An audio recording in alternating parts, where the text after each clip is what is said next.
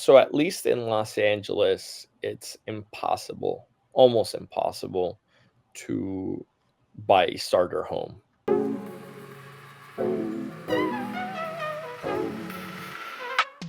Hi, and welcome everybody to the Housing Tips. It's the show where we talk about news, housing information, and everything in between. How are you today, Jesse? Doing good, man. Doing good. How you doing? Doing well. I know we have a very special episode today. It's not just you and I talking for 25 minutes straight about different housing topics. We actually have a guest today. Is that correct? Yeah, so our guest is actually Eduardo Mendoza. He's a policy director with Livable Communities Initiative and a professional city planner based in Los Angeles. He's an active member of Santa Monica Forward and the Parking Reform Network, and he received his master's in planning from the USC's Price School of Public Policy, and he's actually my cousin. How are you today, Ed? Hi, how's it going, guys? Doing Going pretty good. well. Can't complain. Thank you so much for taking the time to be on our show today. Yeah, no problem. Yeah, just wanted to start, Ed, with like, what's your role as a policy director? A lot of people might not know kind of like what that entails. Well, if I'm going to describe it as simple as possible, my role is to look into gaps of where we could make things better for housing, whether it be quality of life, aesthetics, tenant protections, whatever it is, and improve them. My job is to talk to people, community members, electeds, planners, policymakers, and come up with solutions to make housing better. Awesome, awesome. And like, what are like the current housing policy like priorities like for your organization at the moment? We look into zoning, land use, building code, look into tenant protection law, uh, and all those sorts of things. Yeah.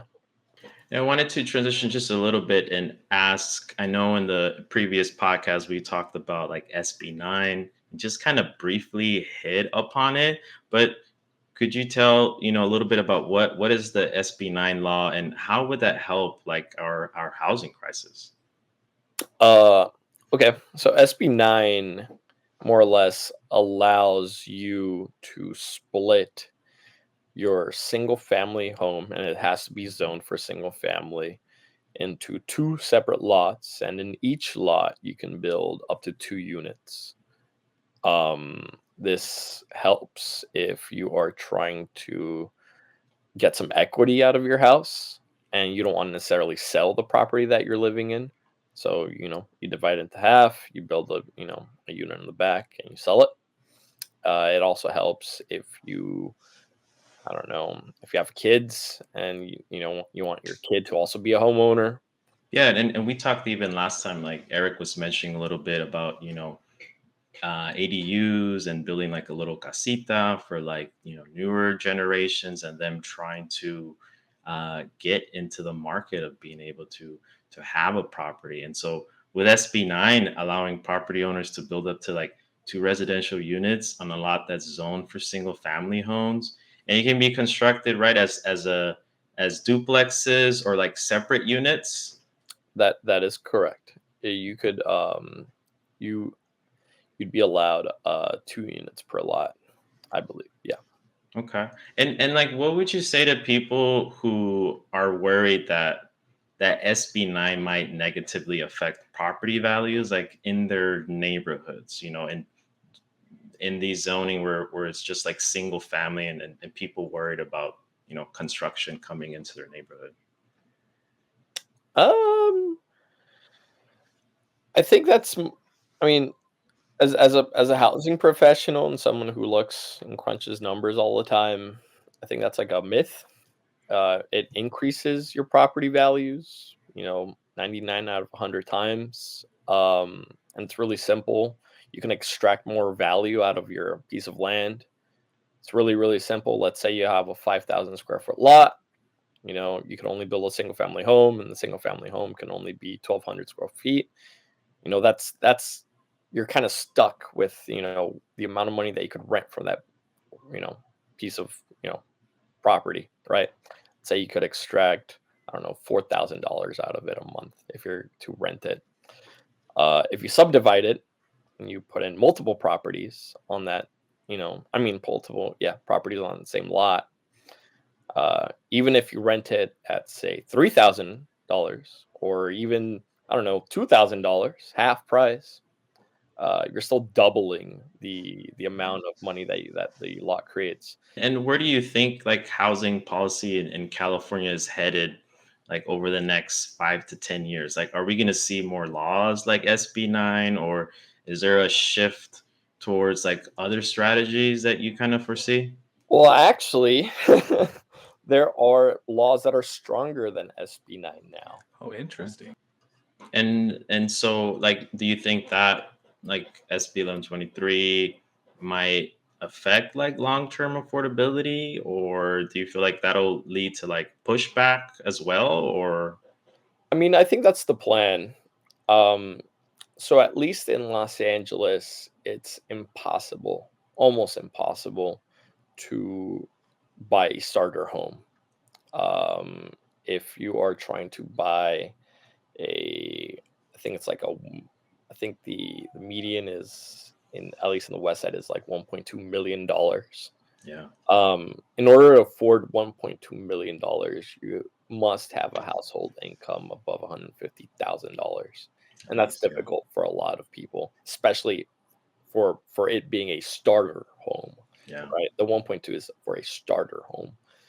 Um, it's, if you haven't the opportunity to buy a townhome for, let's say, $900,000 or $800,000, or a condo for $650,000, it makes it easier for younger families to start building equity in the United States, and then move on to, larger homes and being able to, save up and, have their condo or townhome increase in value over time, and kind of expand the home ownership basis of this region, but more or less this state. Um, what else can I say?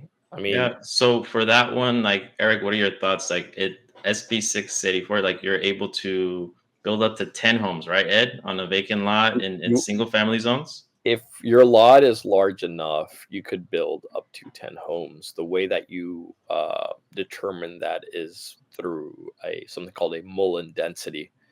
Yeah, definitely. And I actually had one question about that as well. Is Yeah. over time we've seen a lot less duplexes and triplexes and quadplexes exist in Southern California.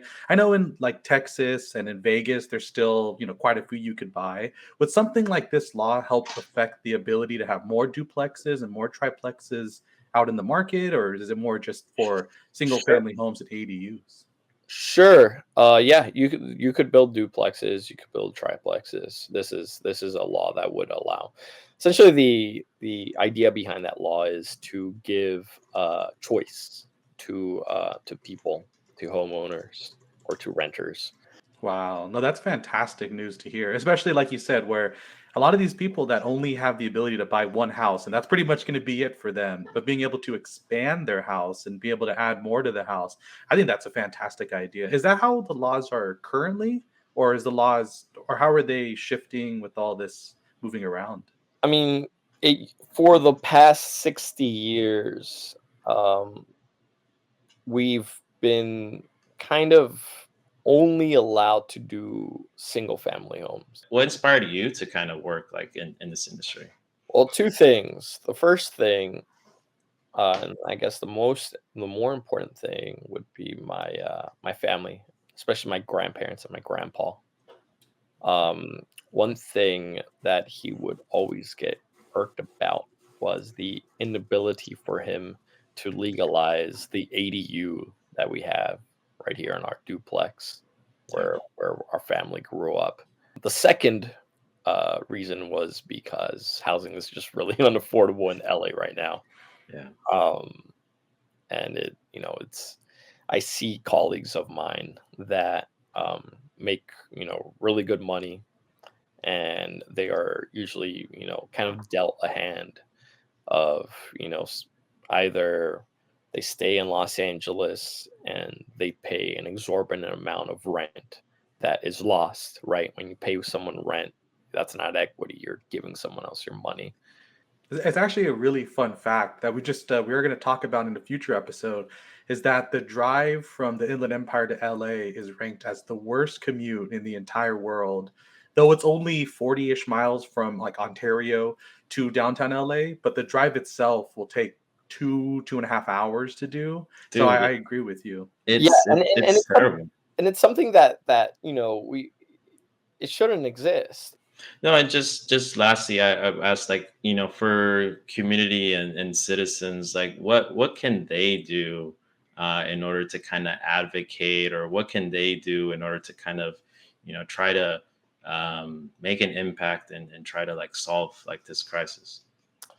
Well, believe it or not, zoning is not necessarily the most fun thing in the world. And No, But it's very important though, right, extremely important. people talk about zoning all the time. right. Yeah, so encouraging our viewers, for them to kind of go out there and go to the meetings and kind of see where they're held, or kind of sit down and listen in, to really try to make an impact, in your neighborhood, and seeing like what could be done to kind of help, with this crisis. But Ed, I want to thank you for like coming on our show. If anyone has any questions, feel free to kind of reach out. Eric, any kind of like last points or questions? No, all this information was fantastic. And I really appreciate the time that you gave us, Ed. And of course, any questions, please leave them in the comments. We could pass them along to Ed, or we can make future episodes about this topic. But besides that, thank you so much for your time, Ed. And if any of this information sounds helpful, or you would like to learn more about it, please consider liking and subscribing this video. But until next time, thank you, everybody.